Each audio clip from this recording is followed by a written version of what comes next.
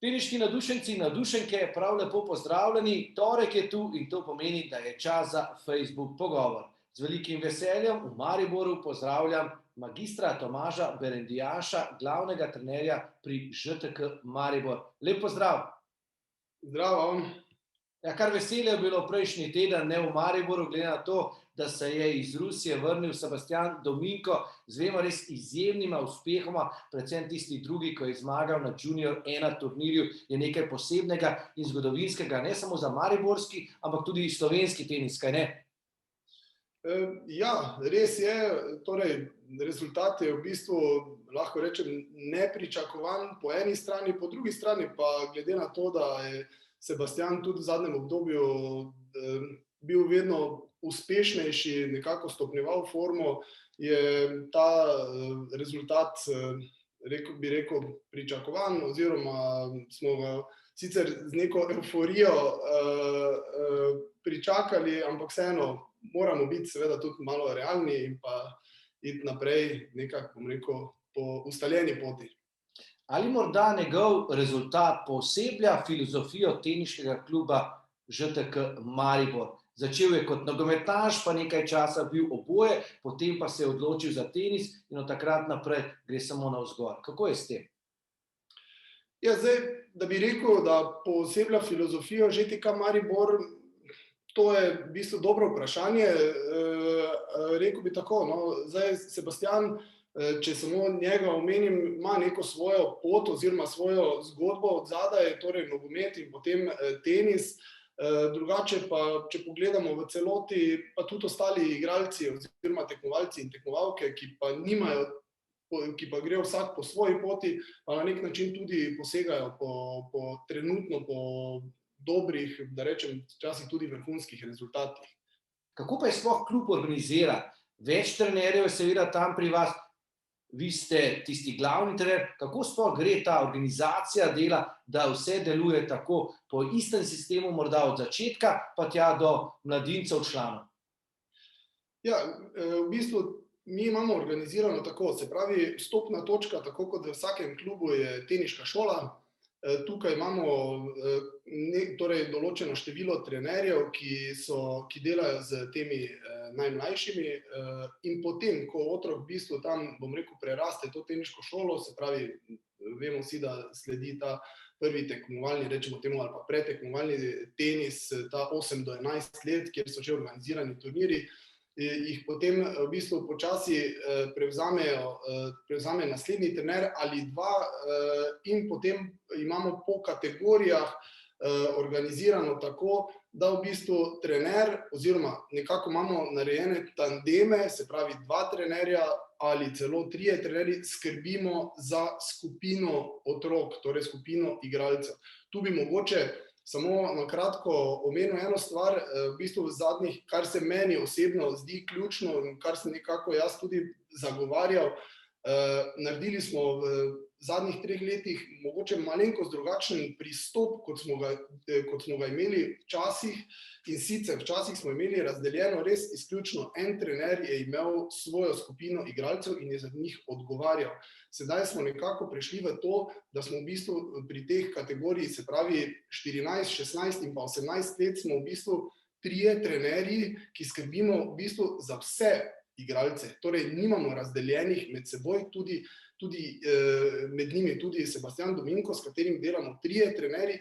Morda bo nekdo rekel, ne, ali pa bi se na začetku, smo tudi sami pomislili na to, da je to nekako tvegana poteza, zaradi tega, ker vemo, da fajn je, da ima igralec svojega trenerja, na katerega se lahko obrne, s kom komunicira, vendar tu se mi je zdel bom rekel, ta pristop se mi je zdel dober z tega stališča, ker smo res v našem primeru trije trenerji, ki vsak po svoje pridonese k uspehom te ekipe, ki je sedaj. In tudi v bodoče bo tako, in pri tiste generacije, ki bodo prihajale za to, ki je sedaj, bomo po enaki filozofiji torej obravnavali. In potem pa seveda imamo še potem za člane dva trenerja, tako da na ta način nekako funkcioniramo, igralci pa prehajajo med temi skupinami.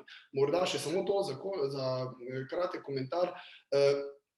igralce poskušamo, seveda, koliko je nam omogoča, bom rekel, čas, infrastruktura in pa tudi homogenost ekip, igralce poskušamo rotirati oziroma priključevati. To pomeni, če nek trener dela z določenim igralcem, ima ta igralec tudi stik z starejšimi in obratno, in pa starejši z mlajšimi, tako da smo ves čas v neki povezanosti. To se mi zdi velika prednost, mogoče pred klubi, ki pač nažalost te možnosti nimajo, glede na to, da pač nima toliko igralcev.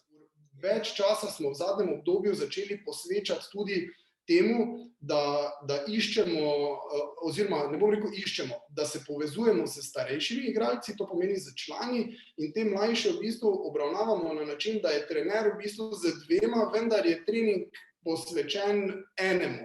Tako da se trener je aktivno vključen, ne igra pa zraven. Namreč, če že sam po sebi bom zelo težko oddelal, glede na to, da so to fantje, ki so 18 let stari in pokajo po žogici, tu mislim, da trener lahko kvalitetno oddela, seveda tudi individualno uro z določeno vsebino, vendar se nam zdi bistveno bolj primerno, da ima na drugi strani nasprotnika, ki mu je kompetenten oziroma mogoče celo boljši. Včasih se dogovarjamo tudi s kom od zunaj, tako da na ta način to funkcionira. Vendar tu so nekje v tej starostni kategoriji ena individualna ura na teden po potrebi. Ja, v najinem pogovoru so bili omenjeni torej člani in pa prihodnost. To pa je nekaj, kar morda še manjka, da bi bilo več teh članskih igralcev in pa igral na tistem najvišjem nivoju, tu mislim na ATP in VTA turnire. Je to nekaj, kar razmišljate o tem ali ne? Ja, definitivno mi razmišljamo v tej smeri, mislim, to je neka naša dolgoročna strategija, ki seveda ne pride čez noč, zdaj je ta priložnost, in mislim, da že razmišljamo v tej smeri in verjetno verjamem tudi, da bomo prihodnje, je pa to ni samo odvisno seveda od nas, od kluba, je to tudi odvisno, vemo, da od igralca, od starša, za katero pot se bo odločil, ne nazadnje tudi od teniške zveze, kako bomo suportirali te igralce danes, ki so nek potencial v Sloveniji. Jaz verjamem, da jih bomo, mislim, tukaj zagotovo teniška zveza ima posluh za to in mislim, da tu ni nobene dileme okoli tega. Je pa sedaj zelo dobra osnova, da iz tega nekaj, rečemo temu, zgradimo. Prišla sta do zaključne žoge, sam bom serviral, vi pa lahko odgovorite tisto, kar morda nisem vprašal, pa bi bil še kot nekakšen nasvet ali kaj podobnega. Ja, v bistvu jaz bom rekel tako, no, zdaj uspehi, ki jih trenutno kažejo naši igralci, so nedvomno tudi uspehi slovenskega tenisa. Namreč naši igralci so se vsi, ki jih danes spremljamo, torej govorim o igralcih ŽTK-ja, kalili v slovenskih klubih.